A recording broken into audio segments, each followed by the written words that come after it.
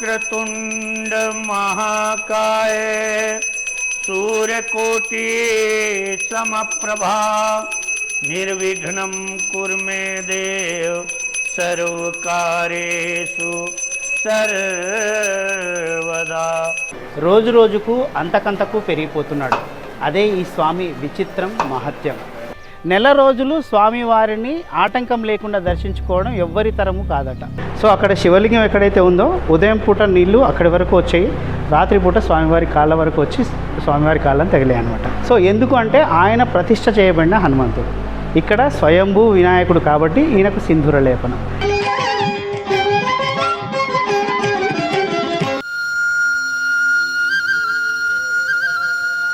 ఇప్పుడు కాలుష్య కాసారం, ఒకప్పటి మంచినీటి నది. ఎందరో మునులు, ఋషులు, మహాపురుషుల తపస్సుకు, దైవారాధనకు ఆలవాలం.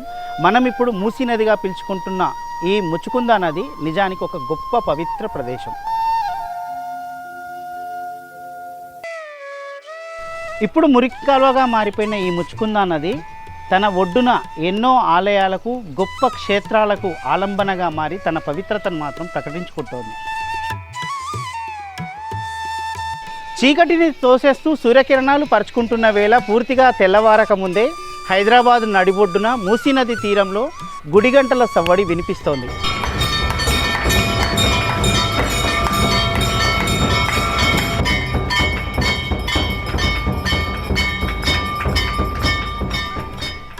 ఈరోజు ఈ మూసీ నది తీరంలోని 2 వినాయకుడి ఆలయాలు మీకు చూపించబోతున్నాను.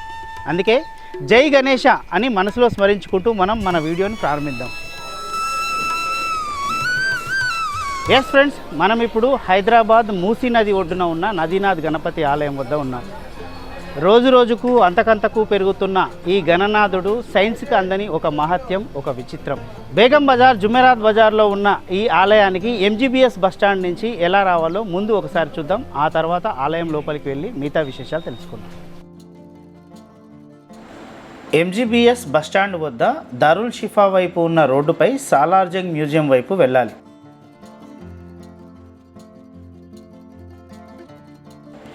మ్యూజియం దాటిన తర్వాత మదీనా వద్ద యూటర్న్ తీసుకొని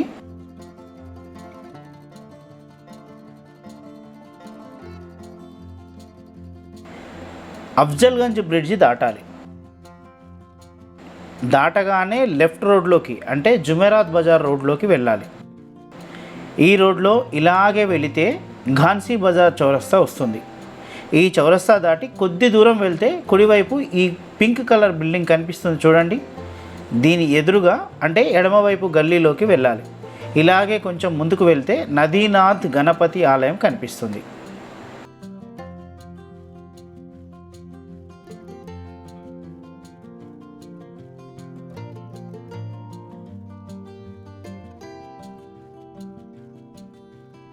ప్రతి బుధవారం ఉదయం 5:30 గంటలకే ఇక్కడ స్వామి దర్శనం ప్రారంభమవుతుంది.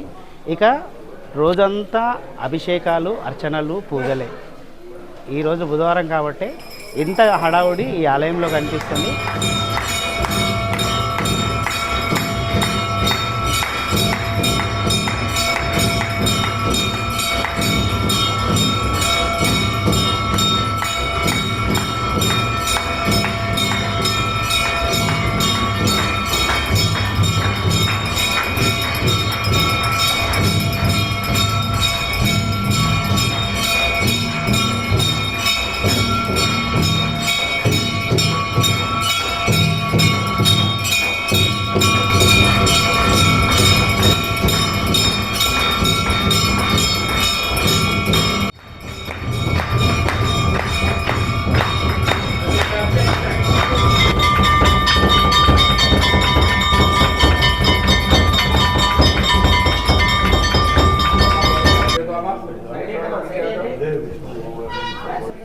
అభిష్ట సిద్ధి, ఐశ్వర్య వృద్ధి, అనంతమైన జ్ఞానం, ఈ 3 ఇచ్చేవాడే వినాయకుడు. విలువైనవి ఏమీ అవసరం లేదు, ఒక గరిక పూచ చాలు స్వామిని సంతృప్తిపరచడానికి. మరి ఆయనకి ఇష్టమైన రోజు ఏంది అంటే బుధవారం. మనం వచ్చిన రోజు ఈరోజు బుధవారం కాబట్టే ఇక్కడ ఇంతమంది భక్తులు స్వామివారి దర్శనం కోసం ఇంత ఉదయాన్నే వెయిట్ చేస్తున్నారండి.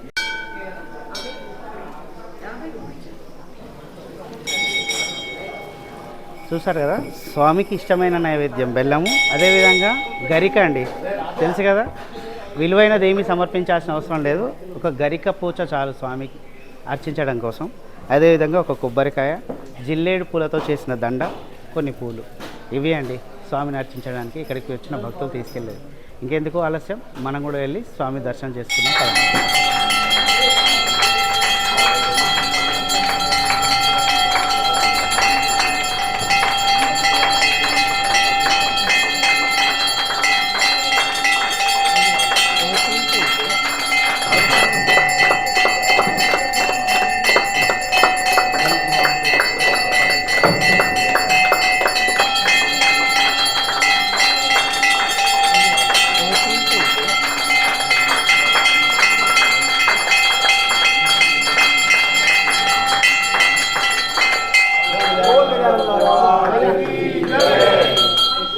योग विनाशकारकं नमामि विघ्नेश्वरपादपङ्कजम्। ओम एकदन्ताय विद्महे वक्रतुण्डाय धीमहि तन्नो दन्ति प्रचोदयात्। श्रीमन्महागणाधिपतये नमः। गणानां त्वा गणपतिं वामहे कविं कवीनामुपनिषदं ज्येष्ठराजं ब्रह्मणा ब्रह्मणस्पतिं సుమారు 450 నుంచి 500 సంవత్సరాల చరిత్ర గల ఈ నదీనాథ్ వినాయకుడికి రెండు మహత్యాలండి. ఒకటి స్వామి ఇసుకతో తయారైన మూర్తి అండి, రెండోది అంతకంతకు పెరుగుతున్న మూర్తి అండి. ఒకప్పుడు చాలా చిన్న విగ్రహంగా ఉన్న మూర్తి ఇప్పుడు ఇంత భారీ సైజులో భారీ ఆకారంతో మనకు కనిపిస్తున్నారు. అది ఇక్కడి స్వామివారి మహత్యం. ఇది సైన్స్కు అందని విచిత్రం. వేరే విగ్రహం రాయితోని పాలరాయితోని కట్టెత్తుంది దాంట్లో. మా స్వామి గారు శాండ్ ఉంటుంది కదా, రివర్ శాండ్, దాంతో తయారు చేసి ప్రాణ ప్రతిష్ఠ చేశారు. పెరుగుతున్నారు, ఎవ్రీ ఇయర్ పెరుగుతారు. స్వామిగారు చందనము నెయ్యితోని అలంకారం చేస్తుంటాము. ప్రతి బుధవారం ఎవ్రీడే నడుస్తుంటుంది అనుకో. దాని ప్రకారం కొంచెం పెద్దగా ఇస్తుంది స్వామి గారు. గుడిలో మార్నింగ్ 5 o'clock నుండి నైట్లో బుధవారం నాడు నైట్లో 12 o'clock వరకు పూజలు జరుగుతుంటాయి. స్వామి గారి అలంకారం మార్నింగ్ 3 o'clock అవుతుంది. దాని వెంబడి హవనం కూడా అయిపోతుంది. మార్నింగ్ 5:30కి ఫస్ట్ ఆరతి అవుతుంది. లాస్ట్ ఆరతి నైట్లో 12 o'clock వరకు జరుగుతుంది. ఇప్పుడు మనం చూస్తున్నాం కదా, ఈ ప్రధానంగా ఈ అర్చక బాధ్యతలు నిర్వహిస్తున్న విష్ణు మహారాజు వంశస్థులే ఈ స్వామి ఎప్పుడైతే ఇక్కడ అవతరించాడో అప్పటి నుంచి కూడా వాళ్ళ వంశస్థులే వంశపారంపర్యంగా ఈ ఆలయ బాధ్యతలను నిర్వహణ చూస్తున్నారు. అదేవిధంగా పూజలు కూడా నిర్వహిస్తున్నారు. ఇప్పుడు మనం ఆలయ అర్చకత్వము, ఇదే విధంగా ఇప్పుడు ఆలయ నిర్వహణ చూస్తున్న ఎవరైతే విష్ణు మహారాజు ఉన్నారో వారి పూర్వీకులు వీరు. మెహంత్ కిషన్ దాస్ జీ, ఆ తర్వాత మెహంత్ నారాయణ దాస్ జీ, ఆ తర్వాత మెహంత్ శంకర్ దాస్ జీ, అదేవిధంగా మహంత్ మురళీదాస్ జీ.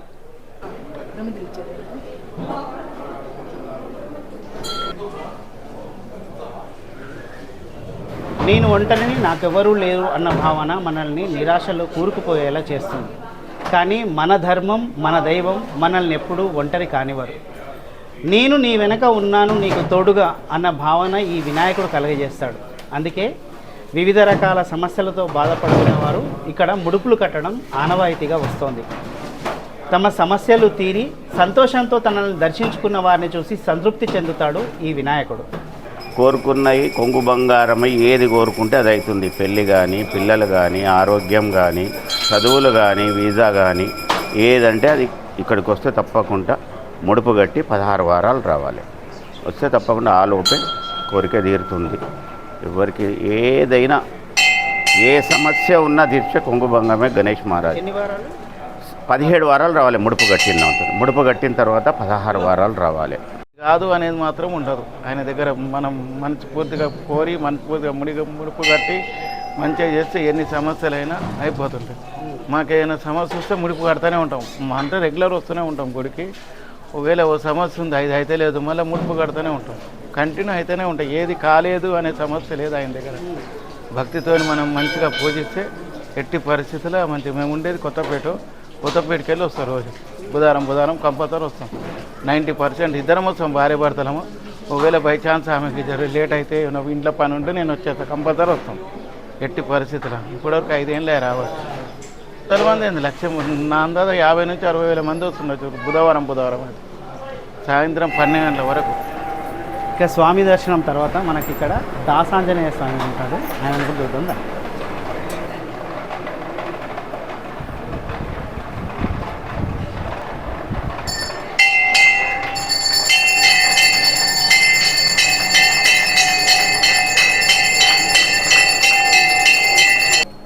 నదీనాథ్ గణపతి అదేవిధంగా దాసాంజనేయ స్వామి దర్శనం తర్వాత మనకి ఈ పక్క రూమ్లోనే అండి మనకి ఇక్కడ లక్ష్మీనారాయణ స్వామి లక్ష్మీదేవి సమేతంగా కనిపిస్తారండి. చాలా అద్భుతంగా ఉంటుంది. మార్బుల్తో స్వామివారి చెక్కి ఉంటాయి విగ్రహాలు. అయితే మనం ఒకసారి దర్శనం చేసుకుందాం. సుమారుగా 100 సంవత్సరాల క్రితం ప్రతిష్ఠించబడిన మూర్తులండి ఇవి.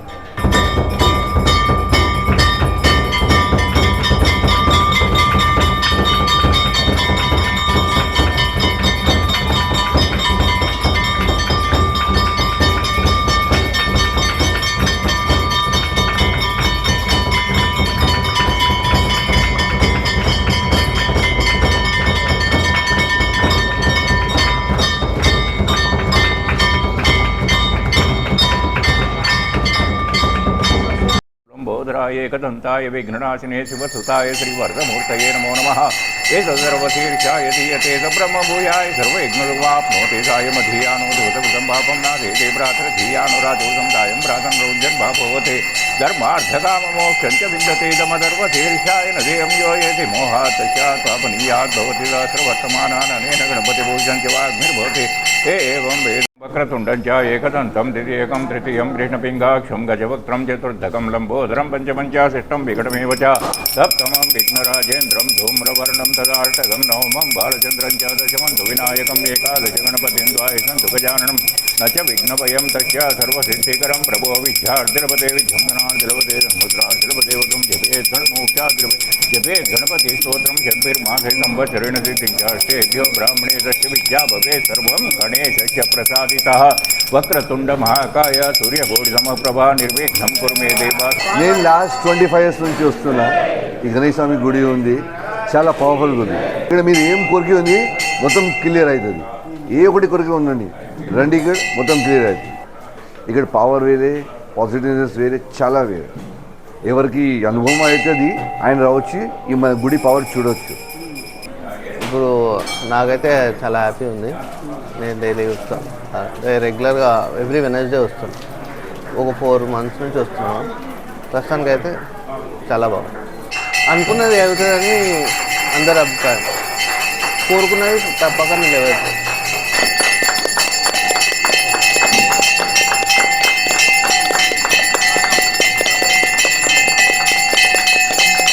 ఈ నదీనాథ్ గణేశుడి దర్శనం చేసుకున్న తర్వాత నేనున్నానంటూ పక్కనే మరొక పిలుపు వినిపిస్తుందండి. ఆయనే నదీనాథ్ హనుమంతుడు. ఇప్పుడు మనం ఈ మూసీ నది ఒడ్డునే ఈ ఆలయం పక్కనే ఉన్న ఆ వీరాంజనేయ స్వామి దర్శనానికి వెళ్దాం పదండి. ఇదిగోండి మూసీ తీరం పక్కనే మన వీరాంజనేయ స్వామి అండి. ఇది చూశారు కదా, నదీ లెవెల్కి స్వామి ఉంటాడండి ఇక్కడ.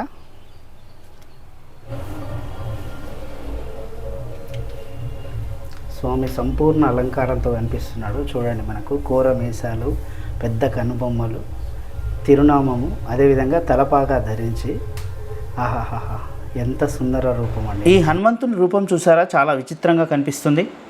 రాజస్థాన్ రాష్ట్రంలోని చురు జిల్లాలో సలాసర్ బాలాజీ చాలా ఫేమస్.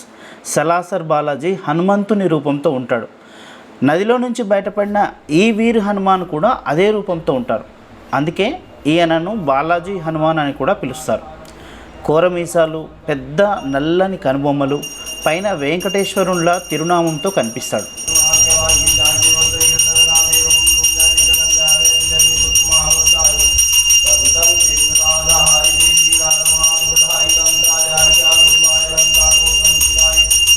చూడండి, స్వామి ముందల మనకి గట్టులా కనిపిస్తుంది చూడండి. ఇది స్వామివారి మోకాలండి. స్వామివారి మోకాల్లాగా భావిస్తారు. అయితే ఇక్కడ విచిత్రం ఏంటంటే, ఈ నీళ్లు నిండిపోయినప్పుడల్లా ఇక్కడ స్వామి సంవత్సరంలో కొన్ని రోజులు మునిగిపోతాడండి. అది కూడా జరుగుతుంది అనమాట. అయినా సరే, అంటే దాదాపుగా సగం వరకు మునిగిపోయినా సరే భక్తులు వచ్చి మాత్రం స్వామిని దర్శించుకుంటూ ఉంటారు. వారి పూజలు మాత్రం కొనసాగిస్తూనే ఉంటారు. ఇక ప్రతిరోజు ఈ హనుమంతుడి దర్శనానికి వచ్చే ఇతని పేరు సందీప్. కొన్నేళ్లుగా రోజు వచ్చి స్వామిని దర్శించుకుంటున్నాడు. ఎవరైనా సరే ఈ స్వామిని వరుసగా కొన్ని రోజులు సేవిస్తే తప్పకుండా వారి మనసులోని కోరిక తీరుతుందట. అయితే వారికి స్వామి మాత్రం ఒక పరీక్ష పెడతాడట. వరుసగా కొన్ని రోజులు రావాలనుకుంటే మధ్యలో ఏదో ఒక ఆటంకం కలిగిస్తాడట.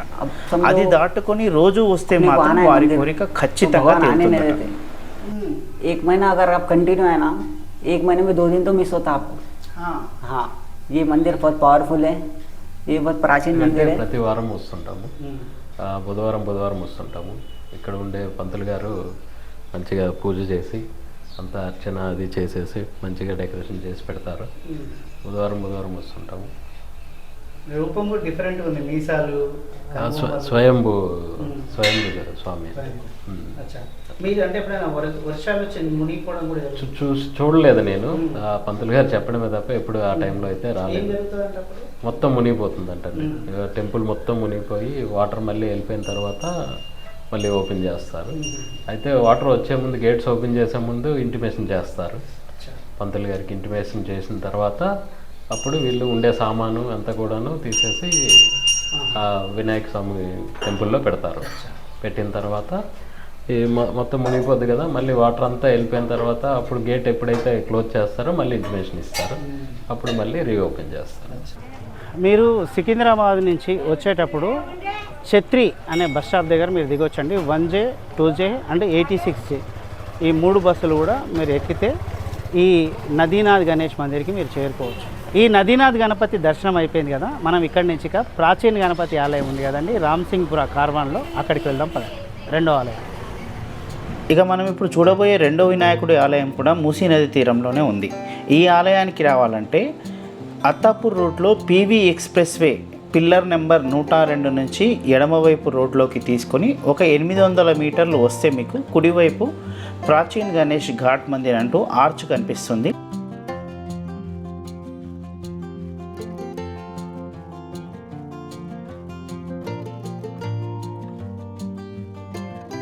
ఎస్ ఫ్రెండ్స్, నేను ఈరోజు మీకు చూపించబోతున్న రెండో గణేశుని ఆలయం ఇదే అండి. దీన్ని ప్రాచీన గణేష్ ఆలయం అంటారు.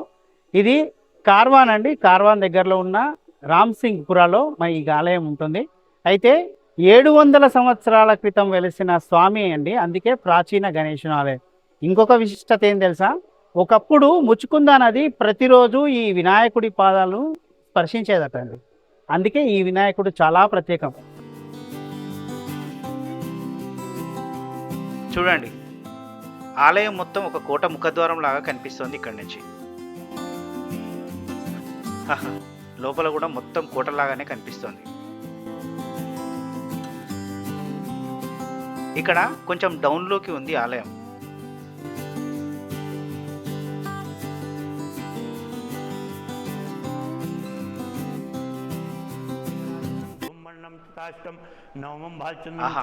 సింధూర వర్ణం బంగారు వర్ణం కలగలిసిన స్వామివారి రూపం ఎంత అద్భుతంగా ఉంది. ओम हरि ओम श्री जम्बूद्वीपे भारत खंडे भारतवर्षे आर्यावर्ते तेलांगना राज्य कलयुगे कल्पथम चरणे दिन रविवार श्री मुचकुंदा नदी अंतर्गते श्री राम अन्यथा शरणं नास्ति तुमेव शरणं मम तस्मात् करुणाभवं रक्ष मां परमेश्वर।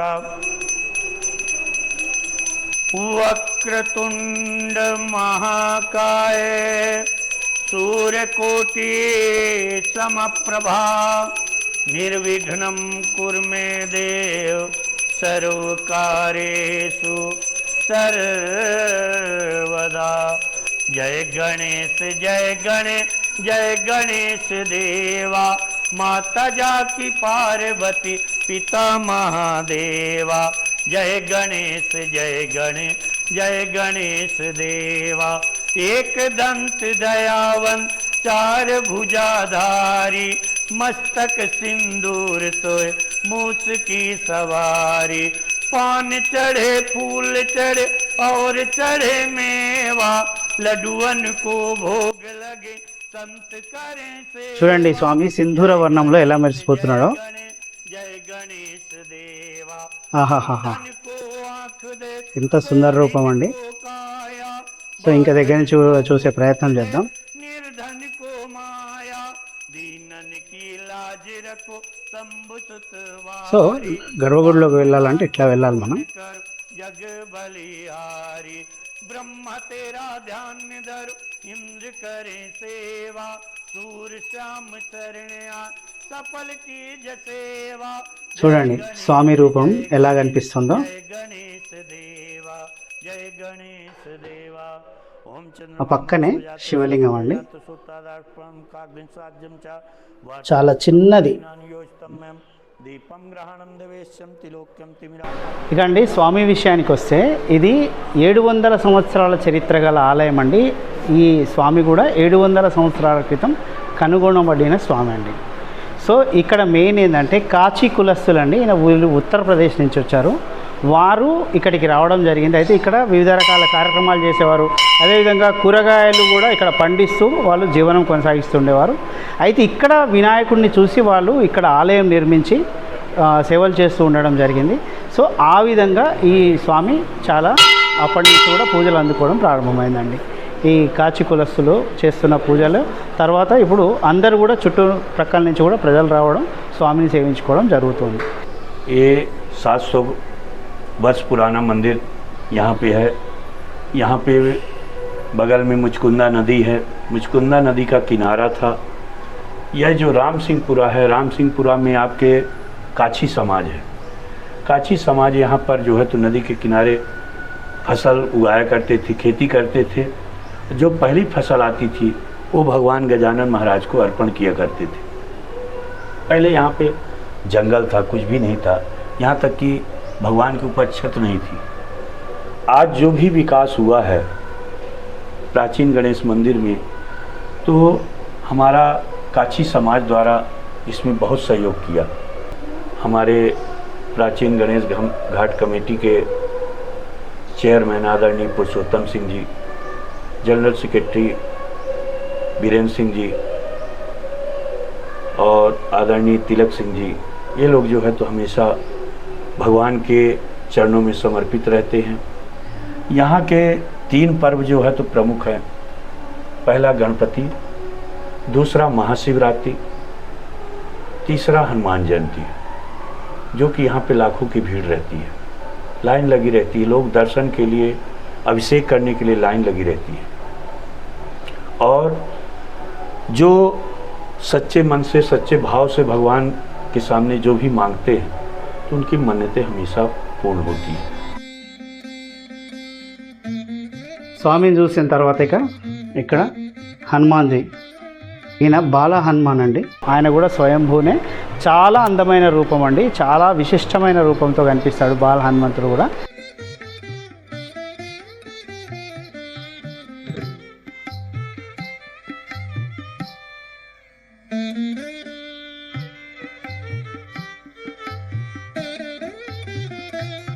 చూడండి, ఆన్లైన్ నుంచి ఇట్లా బయటికి వచ్చి మనం ముందుకెళ్తే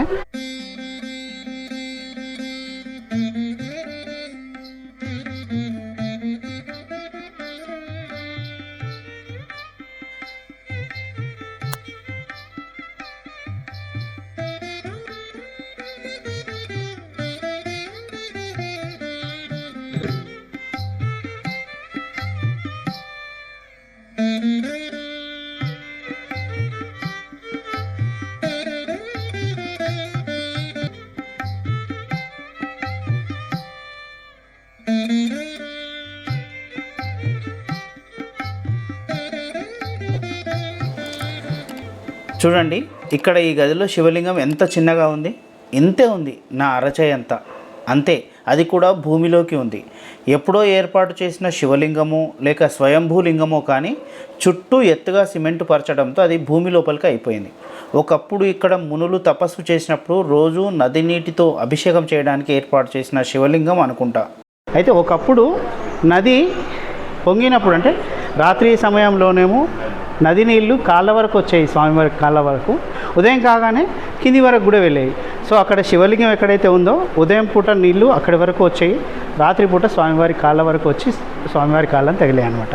మనం ఎక్కడైనా సింధూరం పూసి కనిపించారు అంటే ఆయన స్వయంభూమూర్తి అయి ఉంటారని అర్థం అనమాట. పక్కనే ఉంటామండి ఇక్కడ. అది గణేశుడు చాలా పవర్ఫుల్ టెంపుల్. ఇది ముచ్చుకుంద నది పక్కలో ఉన్న గణేష్ టెంపుల్. ఇది చాలా దాదాపు 500-600 సంవత్సరాల క్రితం వెలిసిన ఇది గణేష్ టెంపుల్ అండి. ఇది చాలా మహిమాల టెంపుల్. ఇది ఇక్కడ మనం ఏదైనా కోరిక కోరితే కంపల్సరీ తీరుతుంది. ఇది తప్పకుండా ఇది దర్శనం చేసుకోవాలి, అందరూ చేసుకోవాల్సిన ఇది మంచి గణేష్ టెంపుల్ అన్నమాట.